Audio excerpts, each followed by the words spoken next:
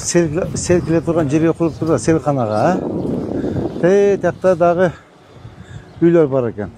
Коричневый турбайбы? Чатыры. Так, 1, 2, 3, 4, 5, 6, 7, 8, 9, 10, 11, 12, 13, 14, 15, 16 үй екен.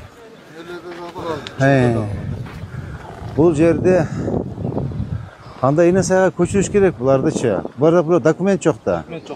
Жок, азыр биз буларды ине сайга көчүрсөк, мыйзамдуу эле болобу? Мыйзамдуу болобу? Имчесин заключениясы, жарандык коргоонун заключениясы деп туруп комиссия карап турат. Бирок булардын бир немесин карап коюш керек. Булар мурда баягы жер мисалы тизме боюнча берилет да.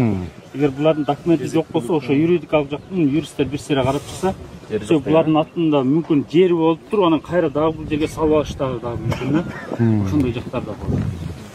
Эми салып алганда деле бар үй булар бериш керек да. По факту бериш керек да. Мисалы карачы канча мыйнат кылып салып турман. Карачы жок дегенде кирди бир 3-4 миллион сом кетирип салды болчу. Бул эми үй бербесек болбойт да. Карап прям эме селкананын ичинде экен. Анда ушуну иштебейсиңерби?